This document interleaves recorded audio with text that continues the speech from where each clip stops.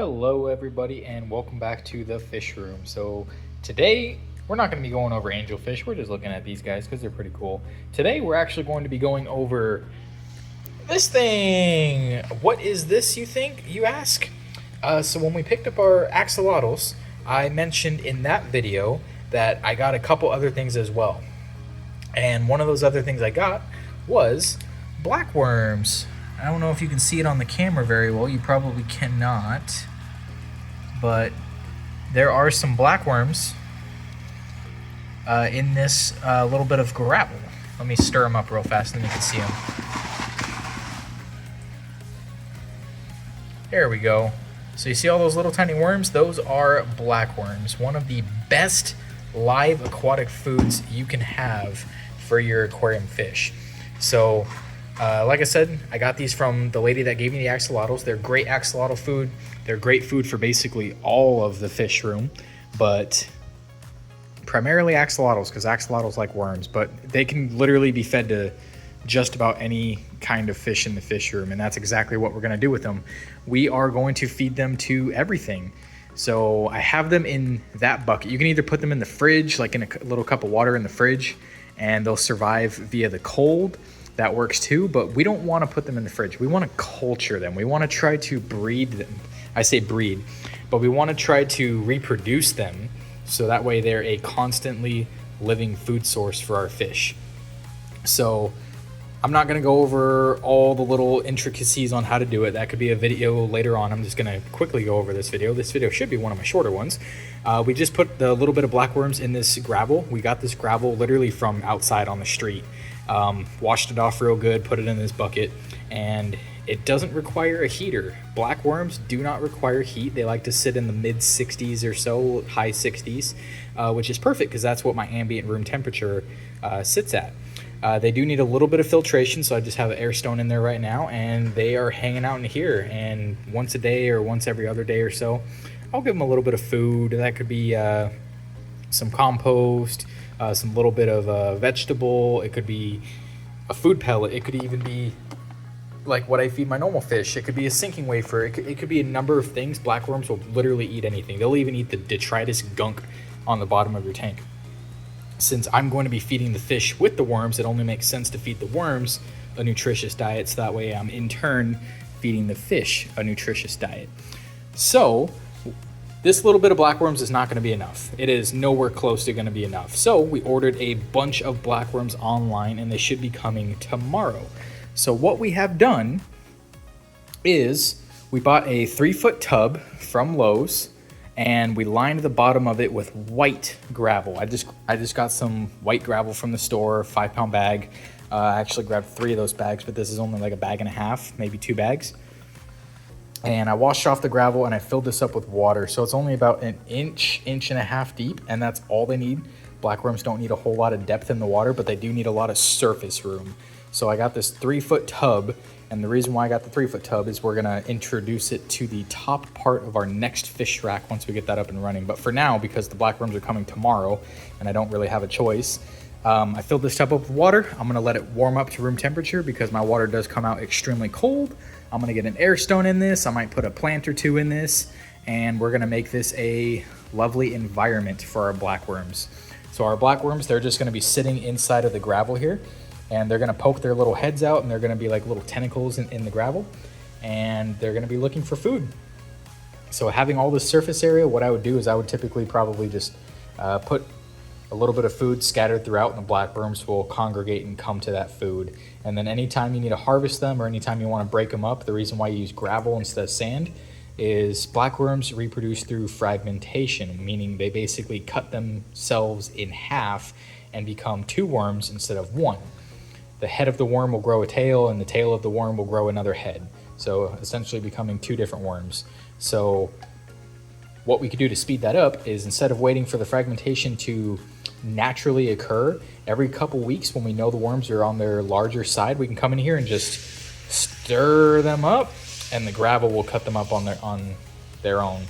So we don't need to wait for it to do the fragmentation naturally. We can do it ourselves. Granted, you're gonna get the same length worm. If you cut a 1-inch worm, you're gonna get 2 half-inch worms, like, is what it is.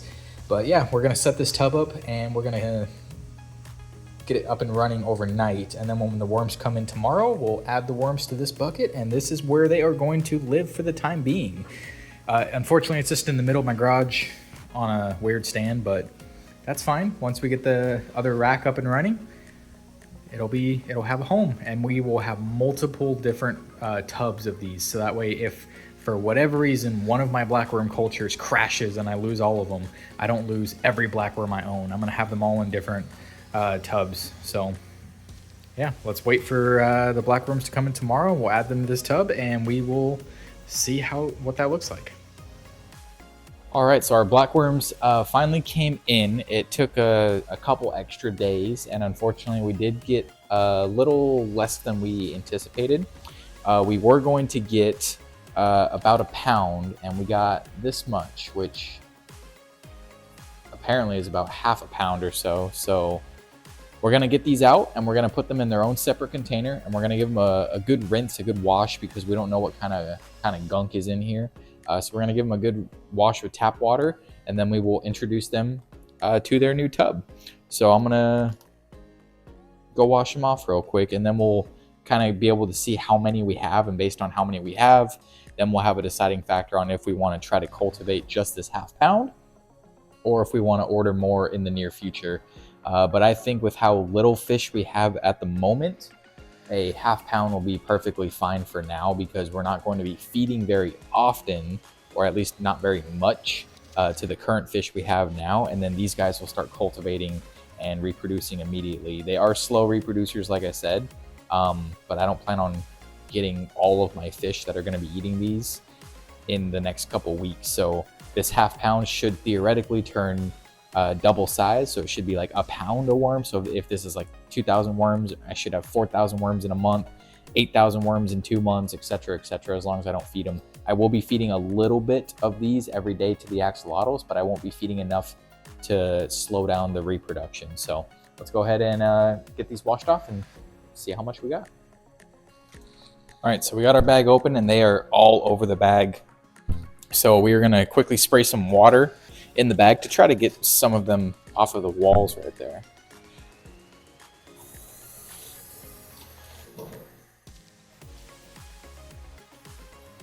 And once we get them off the walls, and all in the bottom there, we'll dump them in the bucket, and we'll continue to rinse the bag and get as many as we can, because obviously we don't want to waste these worms. We want to get as many of them as we can. And yeah, we'll start cleaning them. Just opening the bag though, they did stink. They stunk bad.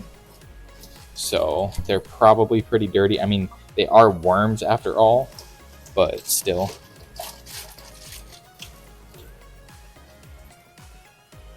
I think that's a snail. All right, so let's go ahead and get these guys into this bucket here. I am rinsing them with cold water because they are, cold-loving species. They don't like hot water. So if you're going to be doing this, make sure you do rinse them with cold water. So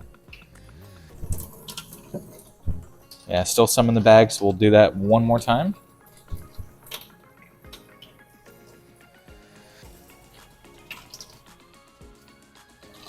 And the goal is to get every last worm. We don't want to waste any, because every worm counts.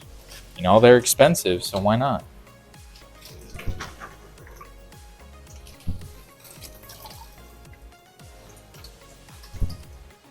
All right, I think there's just 2 more little bits of worm right there that I'll just get out with my fingers.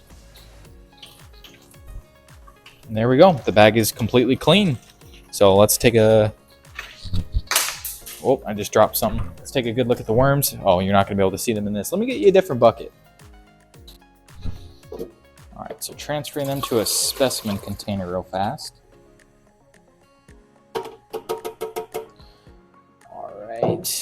And then same thing, give it a little rinse, get the last few worms out, and that should be it. Yep. All right, so there is all of our black worms. It's a pretty decent amount, actually. Can't really complain about that. So the thing I would do here is, if I had some kind of a sieve, I would dump them out into the sieve to get all the gunk to fall through the sieve, and all the worms would stay in it. but I do not have a sieve readily available. So I'm just going to let them sink to the bottom, because they will naturally sink to the bottom of any water that you put them in. When you stir them up, they will float around for just a little while, but they'll immediately go back to the bottom. So once they're at the bottom, I'm just going to pour a little bit of water out, and then I'm going to fill it right back up. And this should essentially dilute the water, so that way you can clean them a little better. And you don't have to be gentle with them. You could be relatively rough with these worms, because like I said before, they reproduce through fragmentation. So they're going to be abused and cut up and segment themselves after a little while. So if you hurt them with a little bit of water, so be it. You're probably just starting their segments a little earlier, starting their fragmentation. So just like that, in less than like 30 seconds, they're already at the bottom again. So I'm just going to pour out more water. I'm probably going to do this 3 or 4 times and then call it good. You just got to watch to make sure you don't dump out any worms. Whatever that is, get that out of there. Okay. And one more time.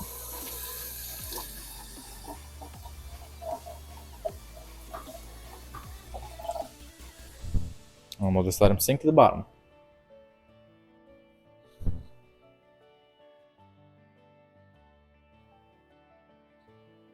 And they're already at the bottom, so. All right, good enough. The water's pretty clear. I'm satisfied with that. So let's go ahead and get them over to their tub and introduce them to their new environment. All right, so this is the tub I was talking about with the white gravel. I have a couple plants in here, a couple pieces of hornwort.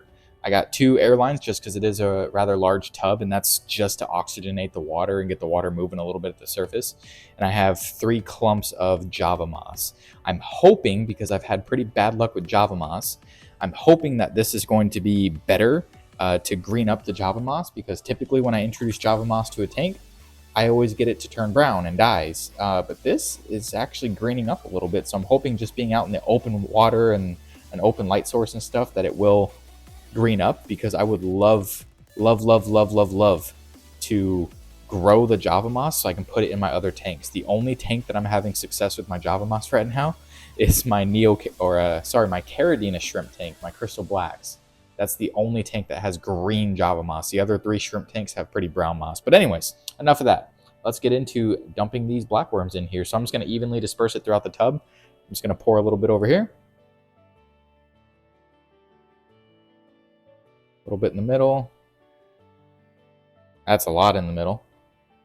A lot on this side, and then the rest over on this side. Sure. Check your container. Make sure you didn't miss any of them. And yeah, we'll see what these guys do, and we'll give them a little bit of food.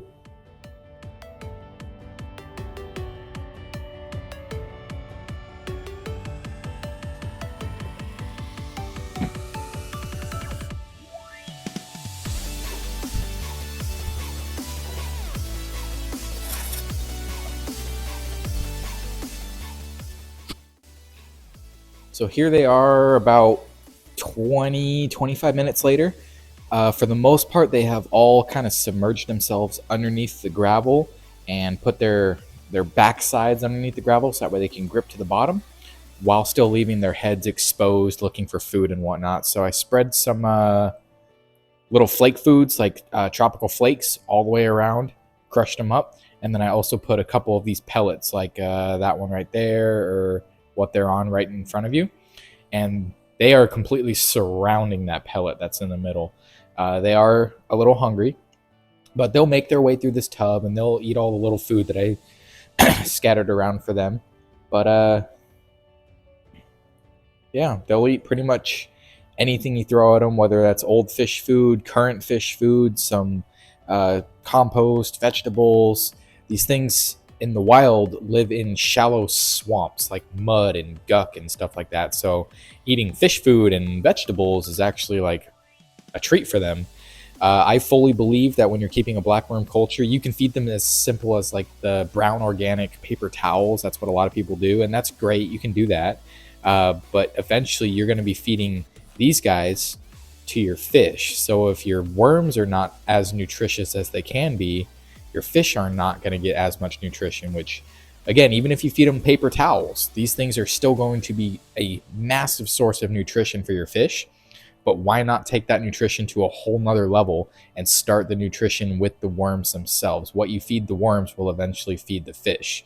So I want to keep these guys full and packed of nutrients and protein, and hopefully we can develop a nice culture out of this. But we'll do another video more in depth on like how to raise blackworms and all that stuff. I just wanted to get this out to you guys and show that we acquired some blackworms.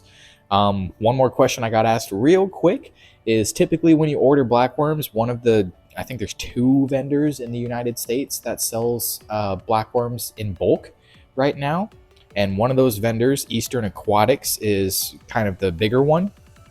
When you order blackworms from them, they typically have a lot of like leeches and nasty stuff, and you want to spend probably like an entire day, if not 2 or 3 days, rinsing them and getting all that guck out of them. But I did not order these guys from that vendor. Like I said, I got them from the lady that sold me the axolotls, and she's already done the legwork of cleaning them and getting all the leeches out, so I was able to, for the most part, skip that step. I still took a good look at it and made sure nothing was, you know, out of ordinary with this batch right before I dumped them into my primary container here. But everything looked good, and even she doesn't get that many leeches from her vendor rather. So hopefully I'll find out who that vendor is, and I might buy some more in the future. But I'm hoping that these are going to be enough to feed my fish room for the rest of time. So if we start culturing now, we should have a very sizable amount of blackworms by the time we actually get our fish room completely up and running. So with that, I'm going to end the video. Thank you all for watching. If you like the blackworms, oh, I just hit the camera a little bit. If you like the blackworm video and you want to see more, you want to see how I cultured them, what to do, what water parameters, all that fun stuff, let me know in the comment section down below, and I'll do another video on it later. But if you liked this video, please hit that like button down at the bottom. And if you haven't already, please consider subscribing. It definitely helps the channel a great amount. So without going any further, I will see you guys later. Bye.